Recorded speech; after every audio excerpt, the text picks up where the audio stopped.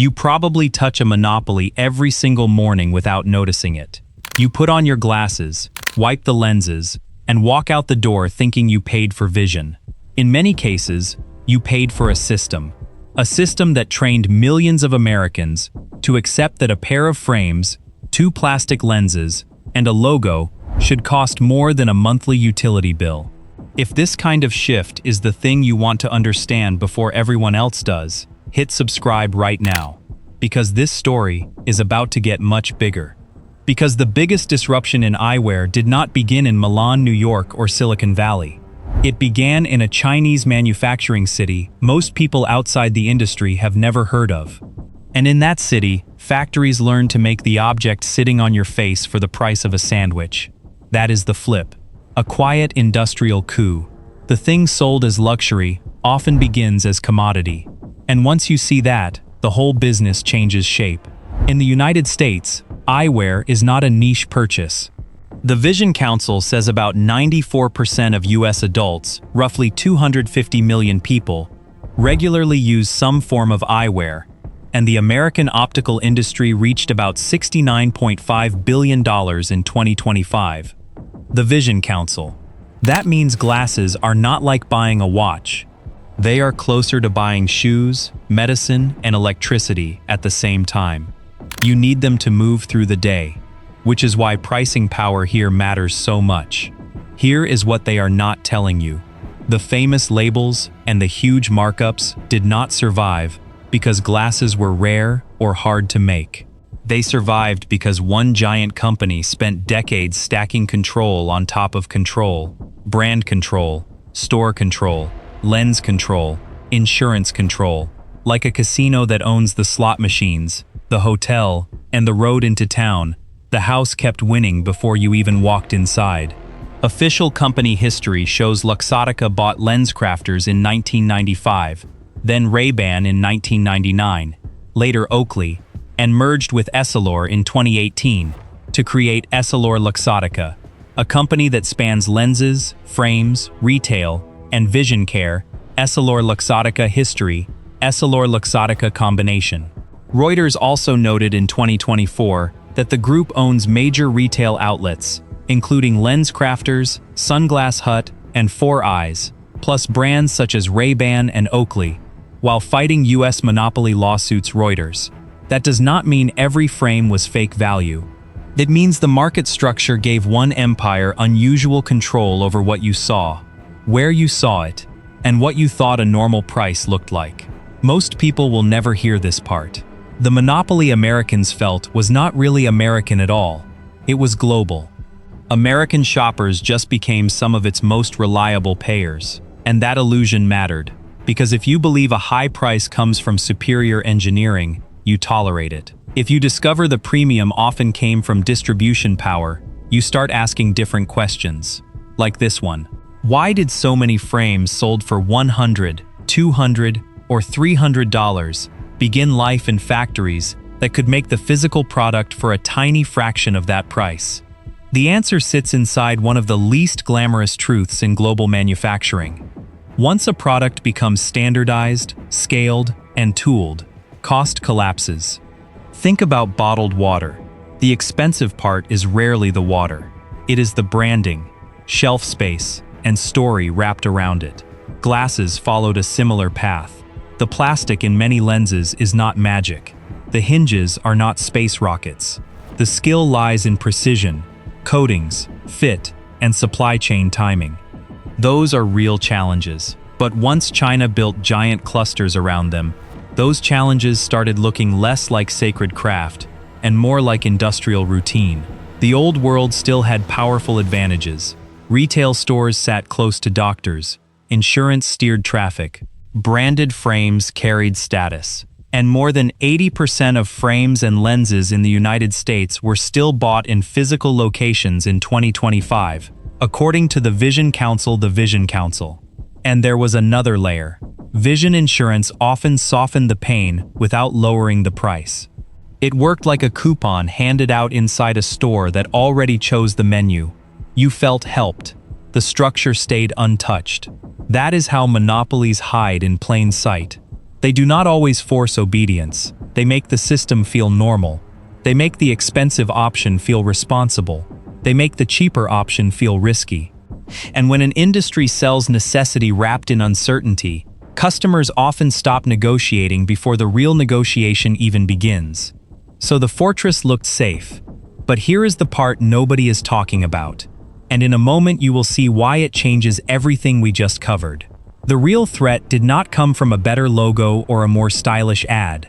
It came from a place that attacked cost, speed, and scale at the same time. Danyang, in China's Jiangsu province, now hosts more than 1,600 eyewear-related enterprises and produces over 400 million lenses a year, about 70% of China's total, and roughly half of global output science and technology daily.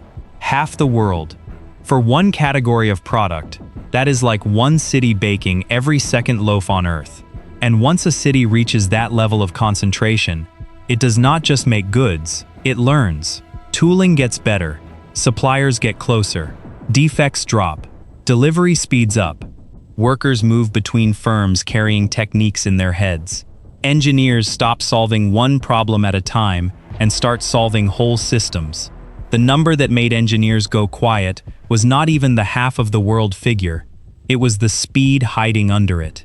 One major Danyang firm, Wanxing Optics, said its smart production lines pushed 48-hour delivery rates to 95% while producing 21,000 lenses per day, science and technology daily. That is not artisanal luxury. That is industrial tempo. It is Amazon Prime colliding with optical manufacturing. And once that tempo appears, old markups start to look exposed. The story for years sounded simple. Premium eyewear was expensive because quality required it. But history says something more unsettling. The industry built a permanent truth around scarcity, just as China was building abundance. Nobody noticed this until it was too late. Because while customers compared frame colors under warm store lights, factories in China were quietly rewriting the economics underneath the entire category. And the deeper you go into that machine, the less this looks like a pricing story, and the more it looks like a strategic ambush. In Danyang, the breakthrough did not arrive as a single cinematic invention. It arrived as a manufacturing ecosystem. That sounds boring. It is not. Because ecosystems kill monopolies more often than lone geniuses do. One lab can invent a better lens. One factory can copy a shape. But a full cluster can compress price, time, chemistry, polishing, coatings, packaging, and shipping into one synchronized machine. That is what changed. And once it changed, the old retail logic started breaking in public. Science and Technology Daily reported that Danyang firms moved beyond low-end mass output into patent accumulation, high-tech lens design, and automation, with the local industry applying for about 6,000 patents and receiving more than 3,500 grants by the end of 2023, Science and Technology Daily. Think about that for a second. This was supposed to be the cheap end of the market, the disposable end, the copycat end. But patent volume tells a different story. It suggests a production base turning into a research base, like a machine shop that slowly becomes a physics lab. This is the detail that changes everything. The cheapest pair of glasses is not the point. The point is that the capability stack moved. Danyang companies did not just learn to mold frames and cut standard lenses. They climbed into specialty products, including myopia control lenses and future AR and VR optics, while local officials openly framed the shift as moving up the value chain. Science and Technology Daily. In other words, China did not stop at making the bicycle. It started moving toward the engine. That matters because monopolies stay safe when challengers remain trapped in low-margin work. The moment challengers learn the high-margin layers, safety disappears. Meanwhile, the giant on the other side of the story kept proving how much control it already had.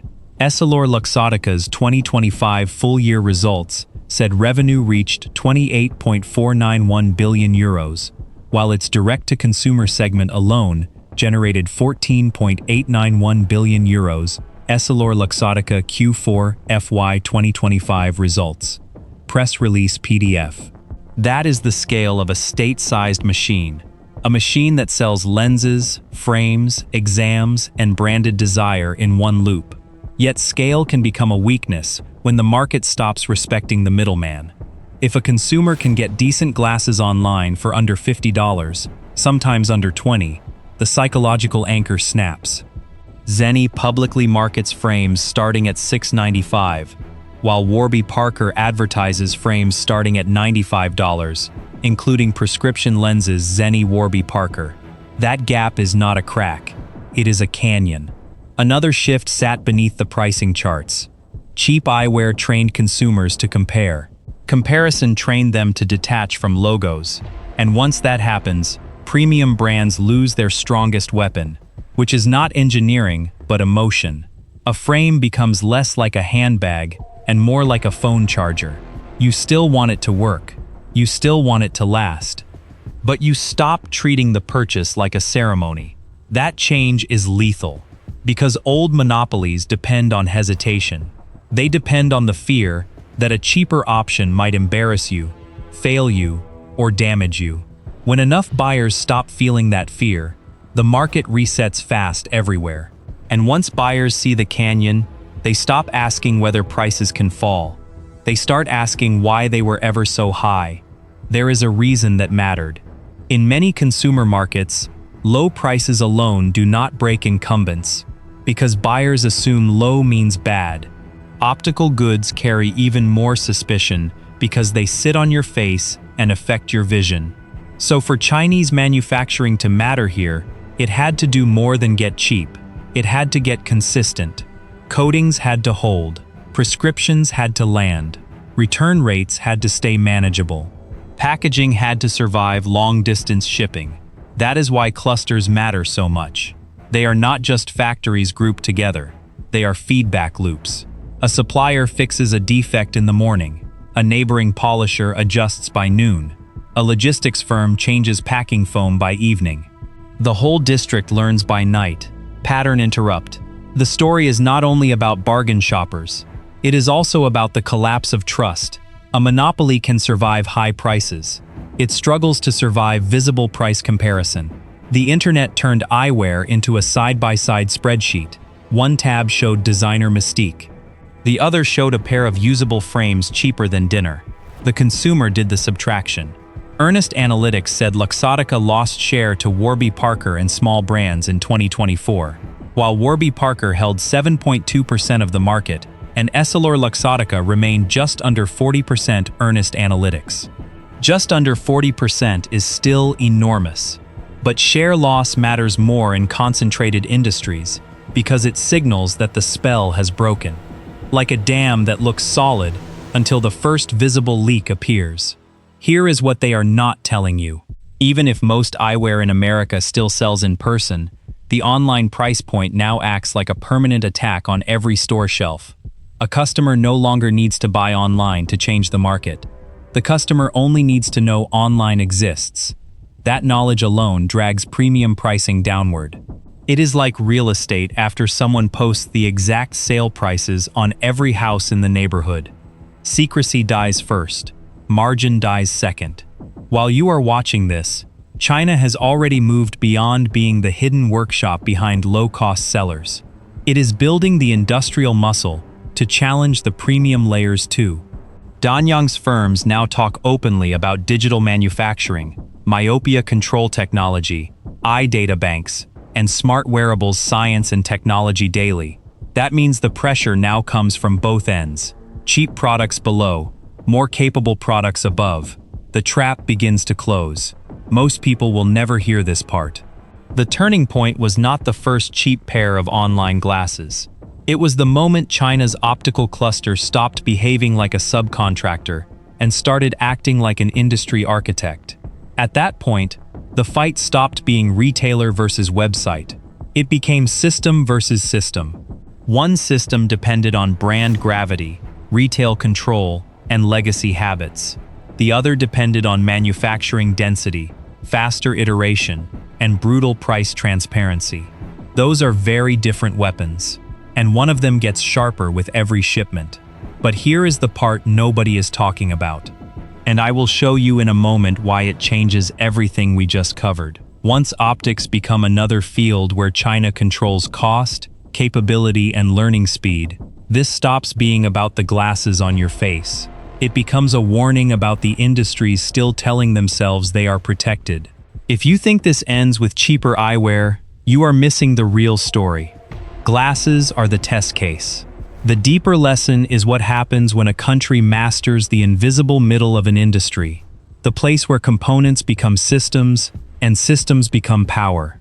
You do not notice that layer when you buy a product. You only notice the price tag. But nations rise or stall in that middle layer, and China keeps targeting it. First solar, then batteries, then electric vehicles, then drones. Now optical manufacturing looks less like a side story, and more like the same pattern wearing a different face. The emotional stake is simple. You are not just watching a cheaper object arrive.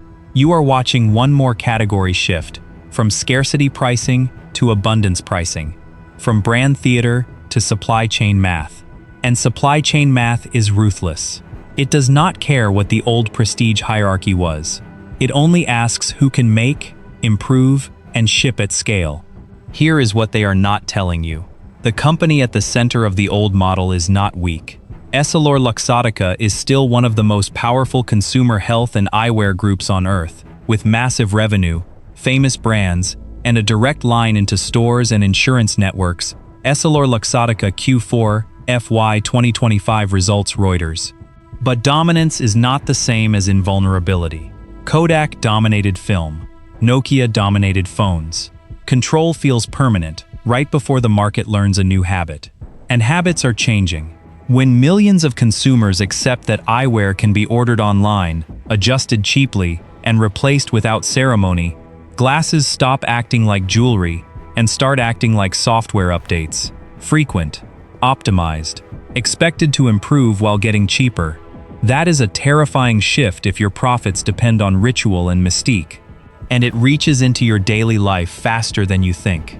The lenses in your next pair, the coatings that reduce glare on your commute, the blue light filtering sold for remote work, the child myopia products pitched to anxious parents. Even the optics inside future smart wearables are all shaped by the same industrial race. The thing in this video is probably already inside something you use daily. You just do not know it yet. Pattern interrupt. This is not a victory lap for China. It is also a warning about dependence. When one city produces roughly half the world's spectacle lenses, concentration risk appears on the other side of the equation. Science and technology daily. If supply shocks hit, if trade barriers rise, if quality problems spread through a dense cluster, the disruption travels globally. A system that creates cheap access can also create shared vulnerability. Like a giant electrical grid, efficiency grows with connection, but so does fragility. That is the honest challenge. China's rise in optics may lower costs and expand access. It may also deepen the world's dependence on one manufacturing geography for something hundreds of millions of people literally need to see. Pattern interrupt. Look at the viewer's side of this. A parent buying myopia control lenses for a child is not shopping for fashion. A delivery driver replacing scratched lenses is not buying self-expression. A remote worker staring at screens all day is not entering a luxury ritual. They are solving a function problem, and function problems usually move toward the supplier that makes reliable performance cheap enough to feel routine. That is how everyday behavior rewires global trade. One purchase at a time. One replacement cycle at a time. One quiet decision to stop paying for theater at a time. The old model survives until enough ordinary people decide convenience matters more than prestige. Then the market flips all at once, even though the flip was built over years. Pattern interrupt. And there is a larger geopolitical edge. Optical manufacturing is not isolated from national capability. The same discipline that improves coatings, precision molding, and defect control also feeds cameras, sensors, machine vision, medical devices, and headsets. Skills travel, supplier networks travel, process knowledge travels. Like roots underground, They connect sectors people assume are separate until the whole forest moves together. Nobody noticed this until it was too late, because the public conversation stayed trapped at the consumer shelf. People argued about fashion, brand names, and whether premium frames were worth it. Meanwhile, the real contest was happening further upstream, where materials science, coding chemistry, machine throughput, logistics software, and cluster learning were deciding the future. That is where national advantage forms now. Not always in giant speeches, often in specialized cities solving boring problems at unforgiving speed. While you are watching this, China has already trained more factories, filed more patents, moved more production lines, and tightened more supplier networks. The gap grows every single day. And once that compounding begins, it can spread from eyewear into cameras, sensors, augmented reality, and other precision optical systems. The same hands that learn to mass-produce clear vision today may shape the interfaces through which you work, drive, shop, and communicate tomorrow. That is why this story becomes personal. It is about what kind of world you live in when the essential tools around your eyes are designed in one place, branded in another, financed in a third, and politically contested everywhere.